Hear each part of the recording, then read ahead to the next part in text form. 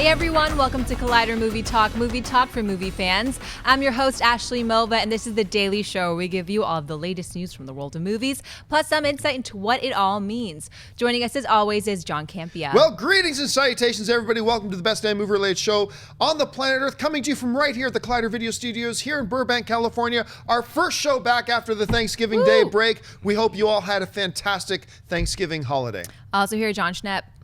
I was just thinking about like drawing with my feet. Oh my God. And I just Here we go. we were talking about this. How hard would it be? Like I've got giant Bigfoot feet, so it'd be like it could easily take 5 years just to make them be able to do that in unison. So Also here, Mark Ellis. See, it wouldn't bother me because I think I was actually born with my feet on my hands and vice versa. Because I have really stubby fingers, but I have really long toes. Nice. So it might be actually something I try and put on Instagram. Oh, well, it's Monday, which means it's time for our weekly box office report, brought to you by our friends at AMC Theaters. Hanging on to the number one spot this week is The Hunger Games Mockingjay Part 2, making an additional $51 million to bring its worldwide total up to $440 million. Coming in second place is the new Pixar film The Good Dinosaur, making $39 million on its opening weekend. In third spot is the newest film in the Rocky franchise, Creed, taking in $30 million. In the number 4 spot is the latest James Bond film, Spectre, making $12.8 million on its fourth weekend, bringing its worldwide total up to just under $750 million. And rounding out the top 5 is the Charlie Brown Peanuts movie, making $9.7 million, also on its fourth weekend, bringing its total up to $126 million. Jon, what stands out to you about this weekend's box office report? Mockingjay is holding stronger than I thought it would. I thought it would have more than a 50% drop, but hanging in there at like 49.7% drop. That's actually a really respectable number. Good for them. The Good Dinosaur had... this was the lowest opening weekend for a Pixar film since... Anybody? I got to go Cars 2. Planes? No, that's Disney. No, it's a 1998. Was that when Bugs Life Bugs was? Life came out in 98. Bugs Life yeah. was the only... wow. But still, I mean, they really did not... this is actually right around where I thought Good Dinosaur would be, because they didn't have the marketing campaign, nearly the marketing campaign for this film that they had, say, for something like Inside Out Right. or whatever. Still holding strong. I was really happy to see Creed making 30. I thought it would come in around 25, maybe 24, something like that. This movie deserves your love. Get out and see Creed if you have not. It's probably gonna have one of my 10 best films of the year. It's just a fantastic movie. So those ones that stand out to me. Schnepp, what stands out to you about this box office report? What stands out to me is what's not in there. Like, didn't Victor Frankenstein opened? Where did that go?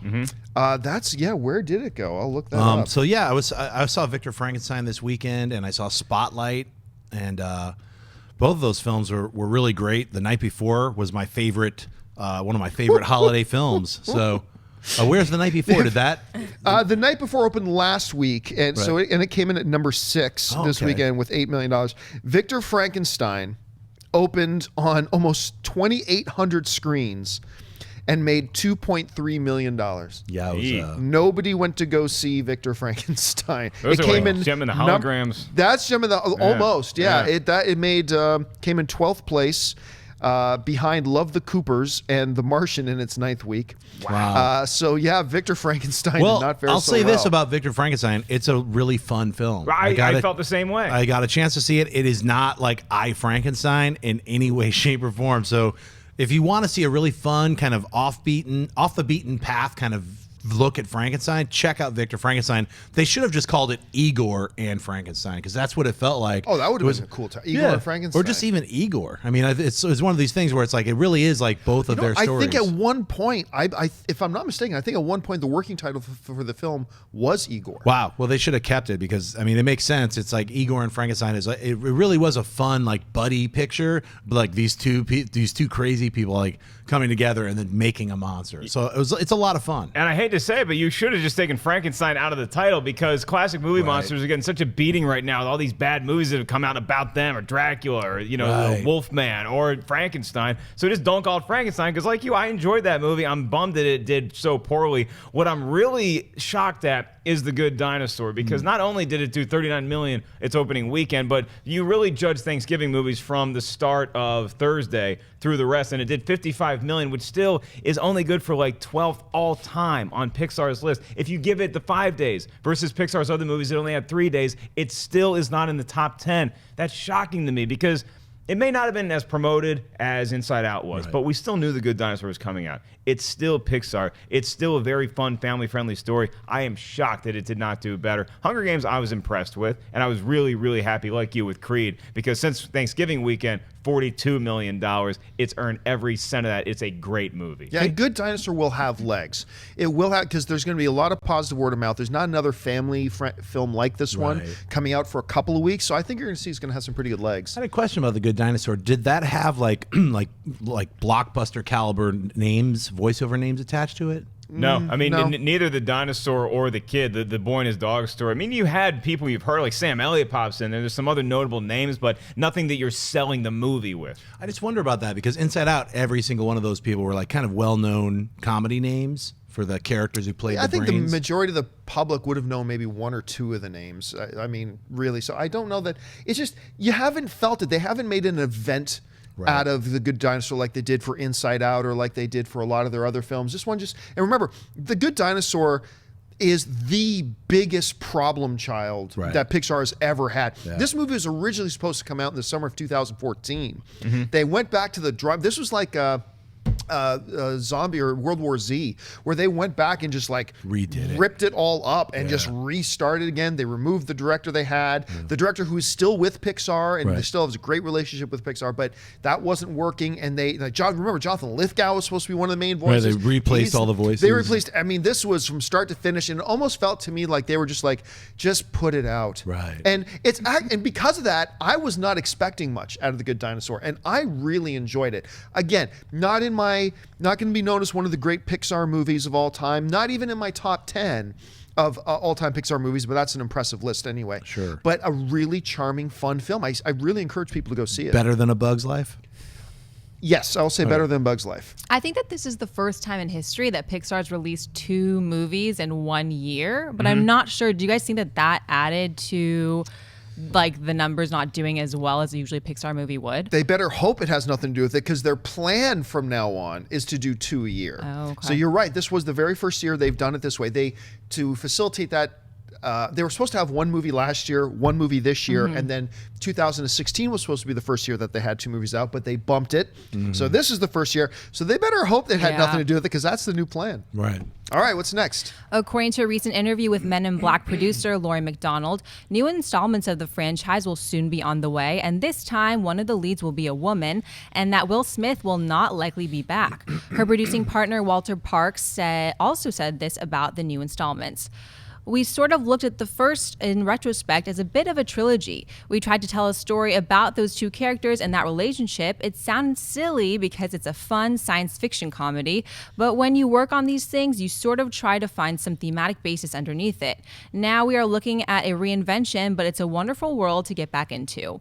Mark, is it a good idea to bring back the Men in Black franchise and to add a female lead? It's a great idea to add a female lead. I'm not sure you got to make any more of these movies, but if you do, you need some fresh blood in there, because if anybody saw Men in Black 3, I hated that movie. Not everybody hated it as much as I did, but we can all agree that Tommy Lee Jones is just mailing it in. Will Smith just didn't seem right for the role anymore. It was just a boring movie, and you're talking about time travel. You had a Josh Brolin to the mix. You had aliens talking to everybody like you had in all 3 movies, and it just sucked. I hated that movie so much. Don't get me off on a tangent about that. But if you're going to add, so anything that's in the Men in Black world, you need to start fresh. You need to start with a new story. Men in Black, there's a lot of things you can do with a movie like that, with a premise like that. I'm not sure you need to make any more of these movies, but if you do, have somebody new in them. You know, the funny thing about Men in Black 3 was that Tommy Lee Jones was not even the best Tommy Lee Jones in that movie. Right, Josh Brolin was a better Tommy Lee Jones than Tommy Lee Jones. And you're right, that movie was a mess. But this is the type of franchise that you can come back to.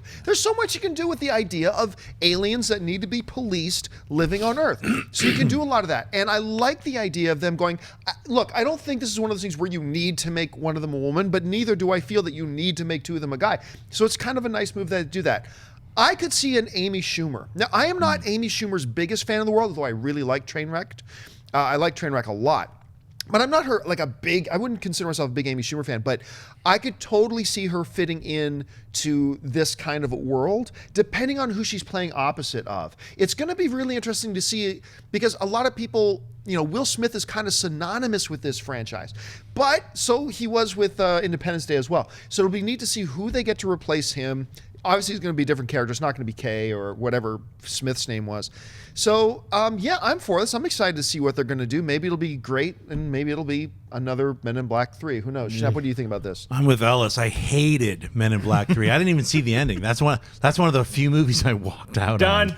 Yeah, I was just like, I don't even know what I'm watching anymore. This is trash. But Men in Black, not even, they could stay in the same universe and just have new agents. I don't know if they have to do a complete reboot. I don't know. Yeah, I don't know. I didn't get the sense that they're doing a reboot or this is a sequel, same universe, different agents. But, I mean, doing this same kind of Ghostbusters thing, you could just take the M and turn it upside down, and then it's women in black. Have two women. That would be, you said Amy Schumer, add another lady. Have two ladies. It could make sense. You can do the easiest thing in the world with this movie is where you can just have a picture of Will Smith and Tommy Lee Jones. They did it in Indiana Jones 4 when Sean Connery didn't want to come back. They did it in Charlie's Angels 2 when Bill Murray didn't want to come back. So just have them in the universe. They existed. Great. We liked at least 1.5 of their movies. So now let's put somebody new in there. Amy Schumer's a great call. Yeah. Anne Hathaway's another one where her and Robert De Niro played off each other so well in The Intern. Maybe you can have that, then an older gruff, somebody like a Tommy Lee Jones type, like a Sam Elliott in there. Get him out of the dinosaur movie, put him in Men in Black, have him train somebody younger who happens to be a female. I'm starting to win. You're winning me over to this idea. Did you see, I don't know, did you watch Parks and Recreation? Sporadically. I was at Sam Elliott in Parks and Recreation. He had a recurring character in Parks and Recreation, which just killed me. I did not know that. He played Second Ron, and he's in like 3 or 4 episodes, and he's really, really funny in that. He's really, really good. I gotta see that show. So because of that, I'm totally on board with your Sam Elliott idea.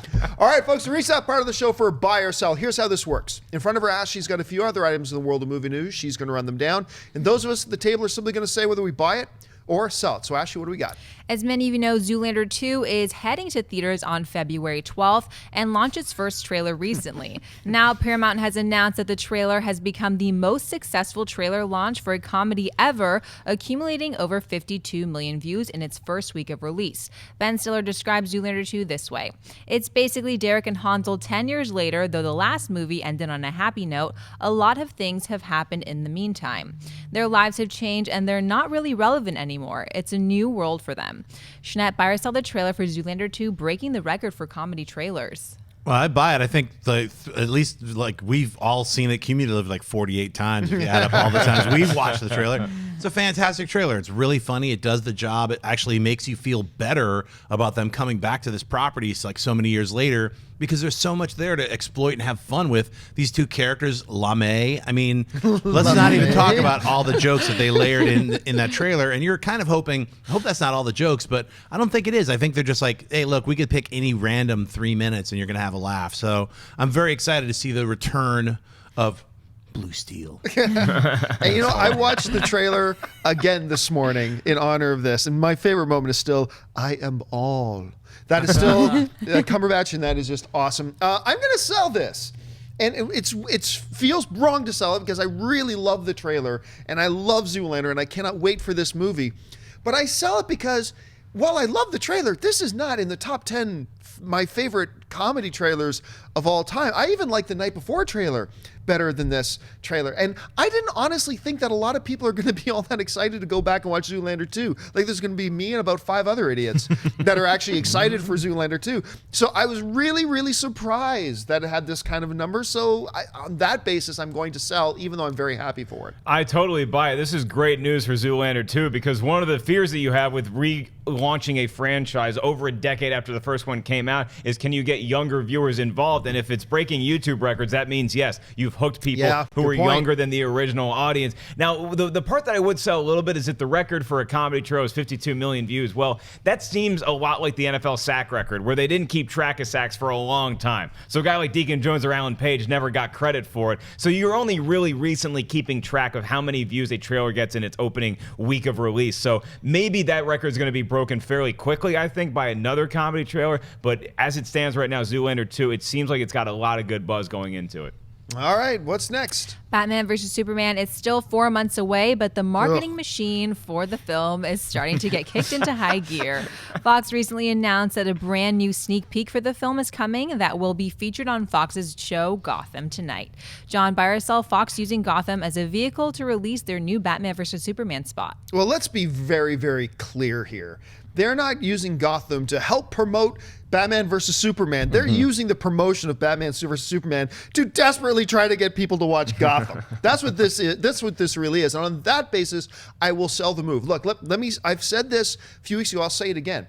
Gotham season 2 is a significant improvement over Gotham season 1, because I don't know why I bothered even watching all of Gotham season 1, because I didn't like it. And I think it was because one day I was just at home, nothing to do. All right, let's see what's on Hulu. Oh, the new season Gotham. All right, I'll try it. And it's a significant improvement. I'm still not going to say it's a great show. Big improvement though. So them using this to drive audience to go see Gotham, it's a smart business move. I just don't like the idea of using a trailer to promote something else when it should be promoting itself. So on that basis, I sell it. Schnepp? So wait a minute. So in Gotham, the TV series, Batman's not in it, right? No, there's a young 12-year-old Bruce Wayne. Yeah, there's a no weepy Batman. Exactly. I just wanted you to say that because I hate the idea of Gotham because Batman's not in it. That's why I refuse to watch it. It's like all these other villains and everything else, they're all in it, but where's Batman? He's 12. He's not Batman. So I get it, some alternate weird universe. This is just like them forcing me to watch football to see Star Wars: The Force Awakens. I call bullshit. F you. But you know what? It is Gotham. I'm going to give it a shot. I'm going to watch the episode. John's been telling me the second season's great.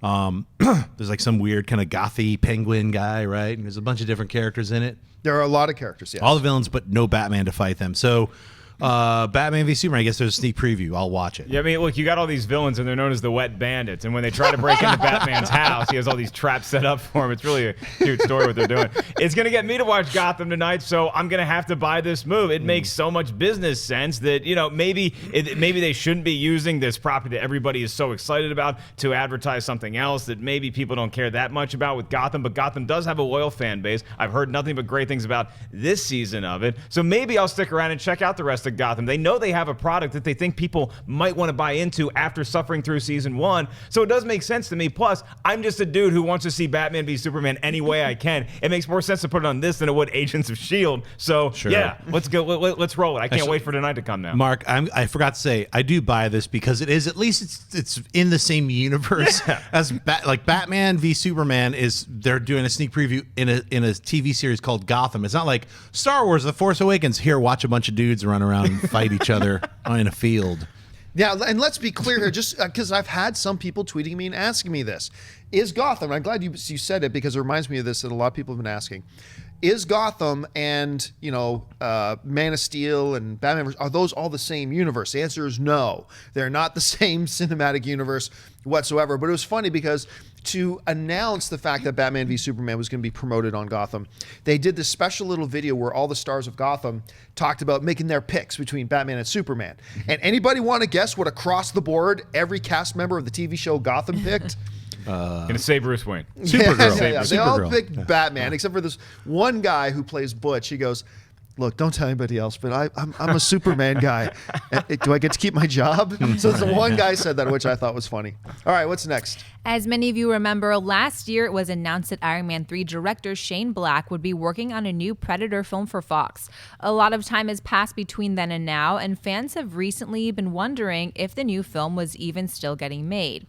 Well, wonder no more. Black's co-writer for the new film, Fred Decker, has just revealed on his Facebook page that the script for the new Predator has now been completed and turned into Fox. In a recent interview with us here at Collider, producer John Davis said the following: "The writing is so fresh, the perspective is so fresh. I'm telling you, you're going to get something you don't expect, and you're going to say this is the most entertaining way to reinvent a franchise." Mark, it's been a while since we've heard anything about Predator, so in light of this news, do you actually buy or sell that we will actually hit that a new film will actually hit theaters. It is a huge buy for me for no other reason. I'm excited, not just because Predator's coming back into theaters, but that Vin Diesel can sue Fred Decker for using his method of releasing news, his Facebook page. Now, look, it does scare me when a writer is like, oh, I just finished a script, and I'm going to post it on Facebook. Like you're at Starbucks and you just wrote a joke or something like, just finished my script, going to turn it in, see how it goes. Having said all that, yes, I think Shane Black was always the right guy to help reinvent Predator a little bit. So the fact that there's something moving forward is very, very compelling to me.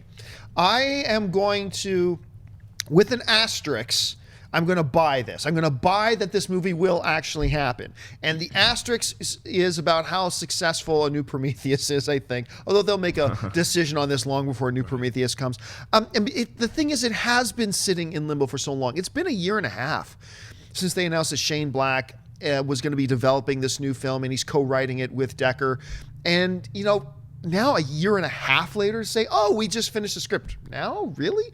So I'm going to say, yeah, I buy that the movie's actually going to get into production and get made, but I'm not real confident about my buy, but I'm buying it nonetheless. What about you, Schnepp? I'm just going to buy it simply because Shane Black finished this script with Decker. But Yeah. I mean, look, I love his writing, so if they're saying it's a fresh take with a cool spin, you better bet that Shane Black did it. You know, he's the one who came at it with a fresh approach. So if they're able to do a better job than Predators, which I still don't like either way they mismanaged even the trailer. Remember, like 1 million Predator dots are on Adrian Brody, and that's not in the movie. It's like one of those misdirects. You're like, wait a minute. There's only, what? There's only 3? I think that was in the movie. No, it's not. Oh, no, not. you're right. It was only There was 3. like That's there right. was a The crap scene ton was of them. there. The scene was there. It just was a It less number of There was red like aiming 1 dots. or maybe Yes. 2 instead of like 1,000. You're like, oh, there's like 1,000 Predators. Lies. I love that movie too, but I remember even being in the theater, shoving popcorn in my face, loving everything, and being like, "Oh, where's the rest of them?" I know, right? It looked like you had chicken pox from the trailer. There was a lot of red dots. I know.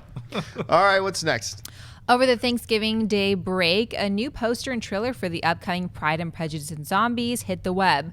A zombie outbreak has fallen upon the land in Jane Austen's classic tale of the tangled relationships between lovers from different social classes in 19th century England. Feisty heroine Elizabeth Bennet, played by Cinderella's Lily James, is a master of martial arts and weaponry, and the handsome Mr. Darcy is a fierce zombie killer, yet the epitome of upper-class prejudice. As the zombie outbreak intensifies, they must swallow their pride and join forces on the blood-soaked battlefield. Schnepp, do you buy or sell this trailer for Pride and Prejudice and Zombies? Saw what you did there. Swallow their pride. Man, do I sell this? This reminds me of Abe Lincoln Vampire Hunter. It's just, there's nothing about this that I like.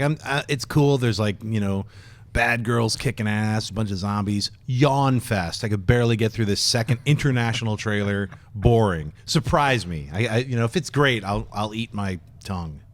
Big buy. Big buy. I really like the trailer. Color me absolutely shocked. I have had next to zero interest other than the fact that Lily James was in it. And after seeing her in Cinderella, I'm very anxious to see what she follows that up with because she was great in Cinderella. This trailer was not what I was expecting at all. I thought it was going to be more along the lines of a Seth Rogen kind of comedy. So now I haven't read the book, clearly, so I don't know if that's the tone of the book. But the approach they're taking with this surprised me, and I like it. It looked like the action is actually going to be really cool to see. Lily James in that kind of role, I'm down. And even there's a little bit of a seriousness to it as well. She goes, I will never exchange my sword for a ring, and no man who's truly worthy would want me to. It's like, damn right. I like it. So I got to tell you, I watched the trailer. I was expecting to hate it, and I really enjoyed it. So for me, it's a buy. Yeah, on its face, I would say sell just because of the Abraham Lincoln Vampire Hunter stink. But you got to remember, that book was pretty well liked by people, and they just didn't have a good film version of it. And after seeing the trailer, I got to buy it too. Might not buy it quite as big as John's buying it, but this thing, it made me laugh at times. It looks like the action's really cool. This just seems like a better world to incorporate zombies or some sort of monsters than the Abraham Lincoln one that they created in that movie. Plus, as long as nobody in this movie paints themselves with a thin layer of zombie guts and then can just walk freely amongst the zombies with no threat of being eaten, I'm going to be cool. You still sound bitter about I'm last night's very episode bitter of The about Walking last Dead. night's episode of something. All right, folks, we've reached that part of the show now. for mailbag. Listen, if you've got a topic or a question you'd like us to address on the show, just email us anytime at collidervideo@gmail.com. Now, for those of you watching us live, and there are thousands of you watching us live right now, we do this show live every day at 11 a.m. Pacific Standard Time. That's 2 p.m. New York time. And you can follow us on Twitter, watch us live. And if you are watching us live, we're going to save a little bit at the end of the show, a little bit of time for you guys to send in your live Twitter questions. Simply tweet your questions into us and make sure you're following us on Twitter at Collider Video. But for now, let's get to the mailbag questions. So Ashley, what do we got? Tyler Brown writes, what do you all think about the rumors that Iron Man and Captain America are going to be in the next Spider-Man movie? There was some comments made during the Jimmy Kimmel interview with the two of them heading back to Atlanta for more filming, but the movies already scheduled to film there have no parts for the two of them. No, I really don't think so. Not because of my own speculation, but because when they made the announcement about the deal between Sony and Marvel, both sides said that the advantage for Marvel is that they get to take Sony's characters, Spider-Man, use them in their movies, and Sony gets to take a couple, but they were very clear about this in that written statement. Secondary characters from the Marvel Universe thing. I even think it's going to be characters that we don't see in a Marvel proper film that come over. It won't be Captain America and Iron Man. I mean, look, they could pull a surprise and shock the world and do something like that, but I don't see it happening. It would be inconsistent with what they've told us so far. It would be inconsistent with what it seems is going to be the philosophy and how the working relationship between Sony and Marvel is going to be. So I don't believe those rumors until you hear something substantive. What do you think, Mark? I kind of believe it might happen a little bit, even though I know nothing substantive, simply because we're not talking cameos. We're talking like a legit role in the film. Well, I was thinking cameo. That was exactly. Cameo would be different. Yeah, I was thinking like a scene where, hey, here's $100,000, show up for one day of shooting. I don't think they're going to have an integral part of the standalone Spider-Man movie. I think you might see him. I took the secondary characters thing. While in principle, when you read it, it sounds like it's just going to be some sort of characters that Marvel doesn't really care about featuring in their own movies. I took that as they're just going to be characters that aren't going to have a huge role in Spider-Man's own movie. So they may show up in there somewhere. They could also be filming pickups, right, for Civil War. I mean, I don't know that movie's wrapped. I don't know that they wrapped it. Then they're like, oh, we want to read to a couple of these scenes. So I have no idea how that's working. I'm just excited that they're filming anything. I mean, it gets me excited when you hear these guys are filming something. Yeah, I mean, my guess is that it's pickups. I mean, they just dropped the trailer. Maybe they're like, oh, somebody had a great idea after seeing the trailer and the reaction to the trailer. Maybe they're like, what? Let's add that scene that we joked about. Yeah, let's do it. They could be doing that, or they could be doing a cameo in Spider-Man. Either way, it's cool. I think if it was a cameo in Spider-Man, it would make sense because Spider-Man's going to be introduced in Civil War, so Iron Man, Captain America, Tony Stark, Steve Rogers are going to have something to do with Peter Parker, I think, I mean, if they're introducing Spider-Man in this way. So it might make sense to have them be in it, even as a cameo. You know what actually makes a lot of sense is post-credit scene. Is they might just be good. They film a movie and now they're like, all right, now let's do some post-credit scene. They're kind of kick around which one they wanted to shoot, which version of it that leads into Infinity War. Maybe that's it. The other thing to keep in mind, too, is here, remember Batman versus Superman, it was about 4 or 5 months before principal photography on Batman versus Superman was supposed to start. But they had everybody together and they had this one football stadium available to them and they shot a couple of scenes well in advance. It could be since like all of Marvel's production crews are still in Atlanta, they might be doing a couple of advanced shots because I think they start shooting Infinity War 1 in like just a couple of months. Yeah. I think they start shooting that. So it would make sense too that they're in Atlanta. We're here. The guys are here right now. We've got, shot 27B, C, and D we could just knock out right now. So it could be something like that as well. We'll have to wait and see. All right, what's next? Jeff Newbaum writes, Dear Movie Talkers, if Deadpool is a success of being a Marvel rated R movie, what property from DC could you see being a rated R movie? I would love to see Suicide Squad rated R, but I think it's just too big of a property. That being said, what do you think will be a rated R movie that DC would release? None movies will be the... Charles Roven, who's the producer of Batman v Superman and the Christopher Nolan Dark Knight series and Man of Steel, and he's going to be producing all the Warner Brothers DC films moving forward. He recently did an interview with our own Collider.com, and one of the things he talked about was the ratings of their film, and he said our universe is going to be a PG-13 rated universe. And here's the other thing. Honestly, I don't want any DC property to be rated R. Deadpool is kind of the one guy to me that's like, you know what? Maybe a Ghost Rider if you're going to do Ghost Rider. Maybe a Lobo if you're going to do Lobo. But there are very, very, very few characters to me that I would stop and think, nah, this needs an R rating. I can't think of any that would benefit from it at all. And once again, there are some people out there who's stupid enough to believe, hey, if you say, drop the F-bomb 2 or 3 times, that makes the movie better. Hey, if you show some boobs, that makes the movie better. I might be with you on that. Yeah, but no, it doesn't. It's not necessary. You don't need to do those. So, if any DC property that they are doing could have maybe made sense as an R, it would be Suicide Squad, but they've already said they're doing that PG-13 as well. And if they're doing Suicide Squad PG-13, I take Charles Rovinetta's word. I think they're aiming to make all their Warner Brothers DC cinematic stuff PG-13, and I think that's the right rating for it. And Schnepp, you have a better grasp on the whole comic book universe that way. Do you buy into Rovin saying we're going to make this whole thing PG-13, or do you think some properties might benefit from an R rating? I don't think any of the DC universe properties, like the standard ones like Superman, Batman, Wonder Woman, Justice League, any of the ones that are in that universe need to be anything, Waterman, any of those guys and gals, they can be PG-13. I think the ones that would benefit from going into the R-rated world would be the Vertigo line, like Sandman, like Swamp Thing, like the Demon, like any of those darker characters that are obviously even it's a DC imprint that was outside of the normal Marvel universe called Vertigo, and that's kind of, I think, what they're doing with Sandman. He's going to exist in this Vertigo imprint, so I think that's kind of where I would like to see Warner Brothers / DC take a chance with an R-rated film by doing that. But those would probably, if they did make those films, like I think we're seeing Sandman getting developed, those would probably be happening outside of the Batman, Superman, Wonder Woman world anyway, so that offers you a little bit more freedom to do that. That's what I mean, I think the DC proper universe with all those superheroes should stay PG-13. It makes sense. I don't think within this universe that DC is making cinematically so far you're going to see anything rated R, but something like The Authority where it's just so violent, but even violence, you can do so much blood and guts now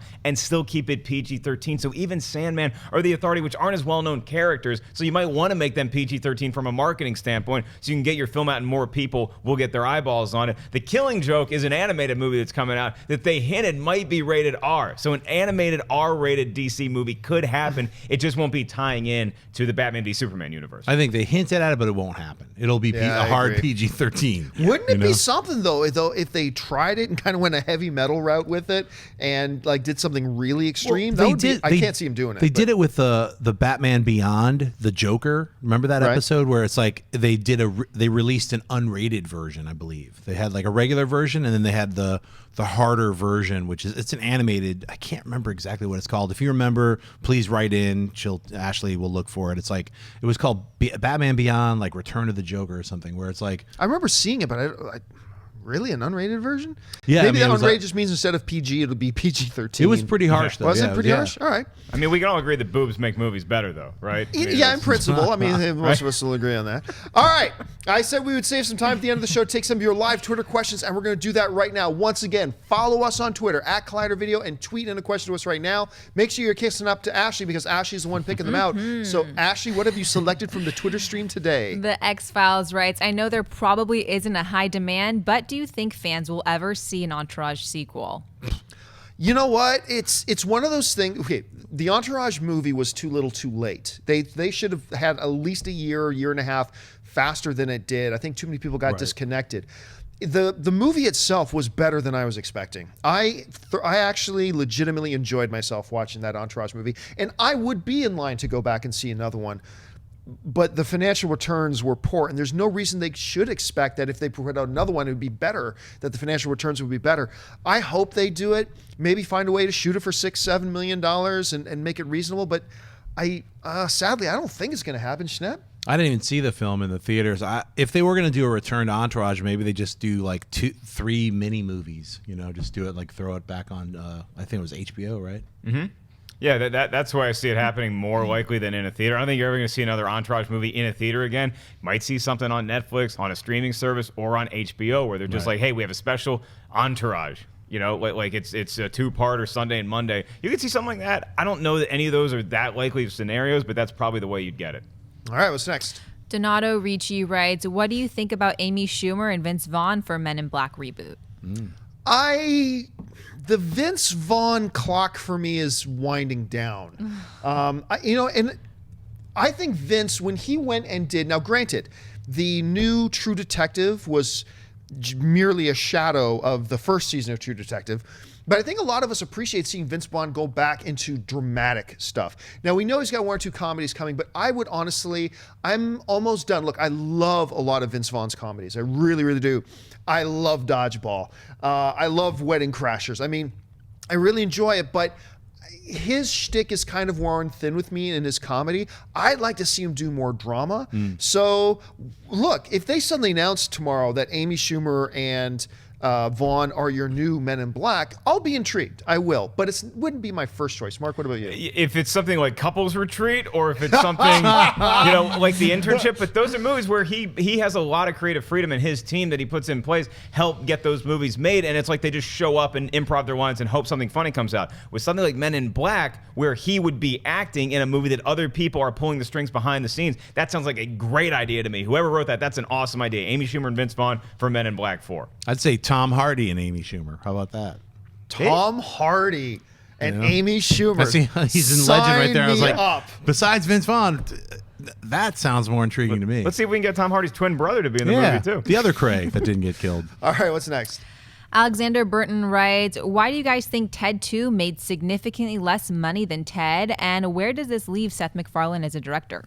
Yeah, I don't think it does anything to Seth MacFarlane's position as a director. I think if anything else, A Million Ways to Die in the West had some impact on that. I just watched Ted 2 again flying back from New York, and it's certainly a funny movie. It's not as good as the original Ted, but it is certainly a funny movie.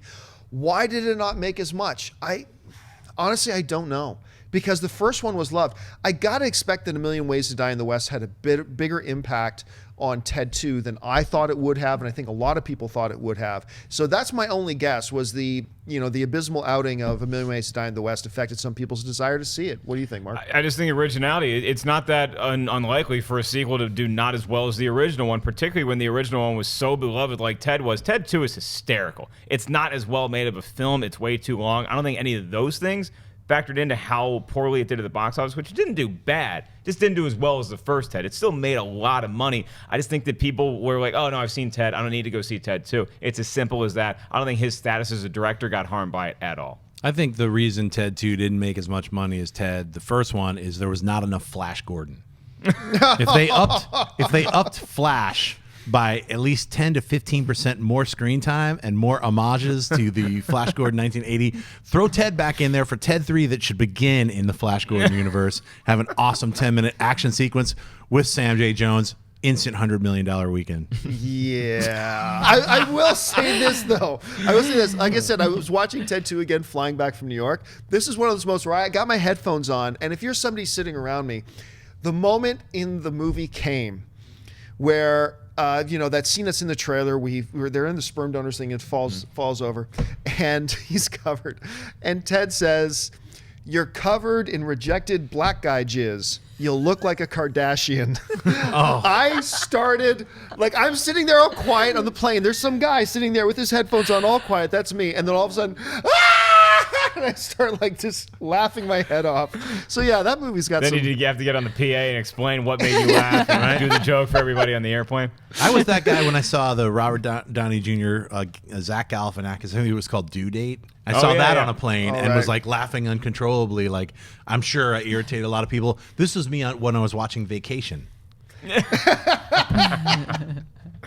For the entire 2 hours. That dude must be listening to NPR. I know. Is he alive? Is he having a stroke? All right, what's next? Dan Del Giorno writes, what do you think Marvel is more likely to do? Recast Robert Downey Jr. as Tony Stark or kill off Iron Man? Oh, they're more likely to recast it, I think. Iron Man is they have no plans of getting rid of Iron Man. He's still the number one money-making character in this cinematic universe. And Robert Downey Jr. has a big thing to do with that, but you can recast. You really can. Even though we all want to see Robert Downey Jr. running the character as long as he can.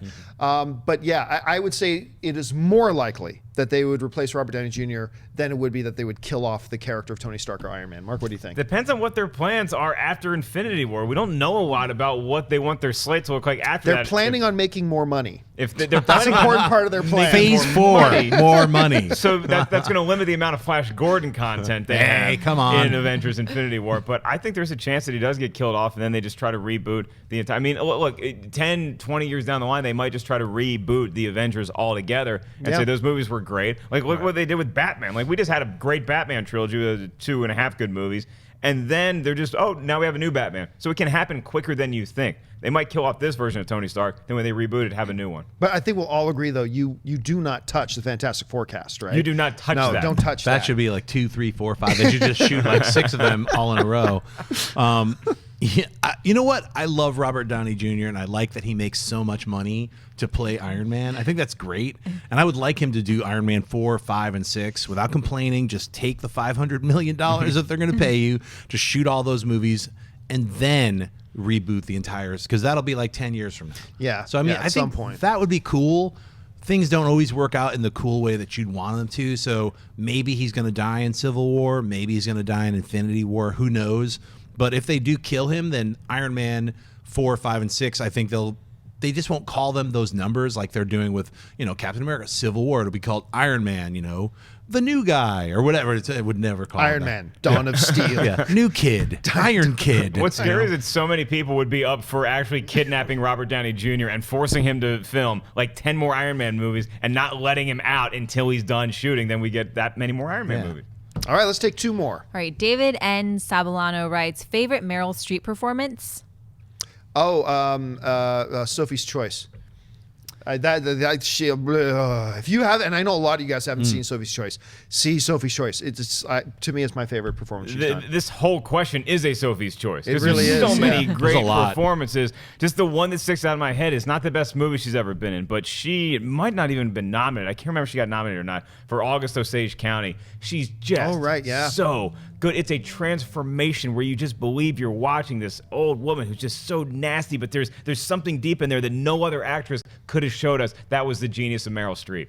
What was Death Becomes Her? Is that the one where With Bruce Willis in an unrecognizable role, Goldie Hawn, shotgun holes. Yeah, I really like that. And what's the one with the meltdown, the China Syndrome? China Syndrome, yeah. Yeah, I really liked her in that. I mean, there's so many movies that she was in. I was just like, I loved her in Sophie's Choice. I mean, she's just an incredible actress. There's another totally weird one. I think it's called Ironwood or Ironweed with Jack Nicholson. I remember seeing that. It's like they're both like homeless and like I just remember watching it. I was like, I don't know if I even liked it, but I remember like, hey, that was pretty, good choice. You just remind me of a conversation I had with my wife once when you said, "What's that movie she's in with the China Syndrome?" China Syndrome. I remember once my wife was saying, "Hey, what's that movie again with Aaron Brockovich?" Aaron Brockovich. Yes, That's right. That's Yes, the that one. And you know what That's else? the one. Look, not a lot of people talk about her role in this one, but a few years ago, maybe 4 or 5 years ago, she was in this little film that very few people saw with Amy Adams called Julie and Julia, where she played Julia Childs, and she like crushed it. Oh my God, that's the one that I just. She played Margaret Thatcher. Oh, the Iron Lady. Iron That Lady, one, yeah. I didn't even know it was her. I was watching it for the first like 45 minutes. I was like, I don't know who's playing this. And Holly, my girlfriend, she was like, it's Meryl Streep. She's like super mad at me. And then about it. she's got a movie coming out next year with Robert Downey Jr. called Iron Lady Man. It's going to be. Keep your eye Meryl open. Streep should be the new Iron Man. Damn right. That would be the amazing casting. All right, last question of the All day. right, Evan Bistrom writes, final fight, The Raid or The Raid 2? I personally love the kitchen fight better. Raid 2. Yeah, Raid 2, without a doubt. I mean, I love Raid 1. The action in that movie is insane. Raid 2 ratchets us up. Check out Hammer Girl. Check out the car sequence. I mean, that movie is just insanity. I love that film. That kitchen fight scene is just, it's poetry in motion. It's violent ballet. It's everything you want. The first Raid, I got to go back and watch that one again. That fight scene you're talking about, because that one blew my mind. But that kitchen scene is like an all-timer for me. All right, folks, that'll do it for this installment of Collider Movie Talk. Thank you so much for joining us. Listen, don't forget, lots of great films playing out our friends over at AMC Theaters right now. Head on over to www.amctheaters.com for all of your theater showtime and, of course, your movie ticket information. Not subscribed to our YouTube channel? what the hell is wrong with you? Make sure you subscribe to our YouTube channel. Keep up to date on all the videos we got going on here. Of course, this week we got Heroes coming up tomorrow. We got Jedi Council coming out later this week. We got a bunch of editorial videos. We got our recap shows. Click on the subscribe button and subscribe to your YouTube channel. Make sure you click the thumbs up button for us. That's your way of communicating to us what it is you like. And remember, the important thing about this show is not what the idiots at this table have to say. Hey. It's what you have to say. Make sure you jump into the comments section and respectfully leave your thoughts, your comments, the things you agree with, things you disagreements, all that kind of stuff. Join the conversation in the comments section below.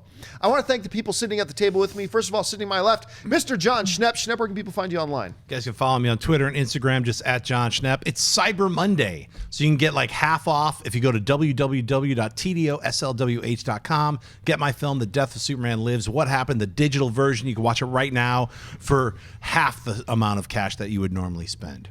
And sitting over here on my right, Mr. Mark Ellis. Mark, where can people find you? For Cyber Monday, I'm available. $69.99, Amazon Prime. I will show up at your place. You can tweet me if you want to see me, at Instagram as well, at 5150 Ellis. This Saturday, I think I'll be at the Comedy Store. I got to check on that. I'll get back to you. It's a very awkward Thanksgiving. You know how you stop your car at a light and sometimes a guy will jump off the sidewalk and start cleaning your windows and ask for money? We're Thanksgiving Day dinner. All of a sudden, Mark Ellis comes in, starts telling some jokes, and was like expecting to be paid. I just Very wanted a awkward piece moment. of pie, man. Just give me some chocolate pie and I can leave. We'll make you laugh for food.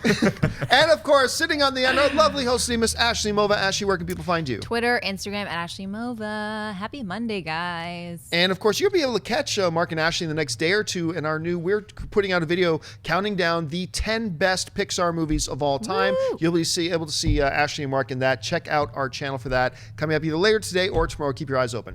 And of course, you can follow me on Facebook and on Twitter, simply at Jon Campea. That'll do it for us, guys. Thanks so much for joining us for Collider Video. Until next time, bye-bye. Hey guys, if you like this video, click the thumbs up button. Also, make sure you subscribe to our YouTube channel. It'll help you stay up to date with everything we've got going on here at Collider.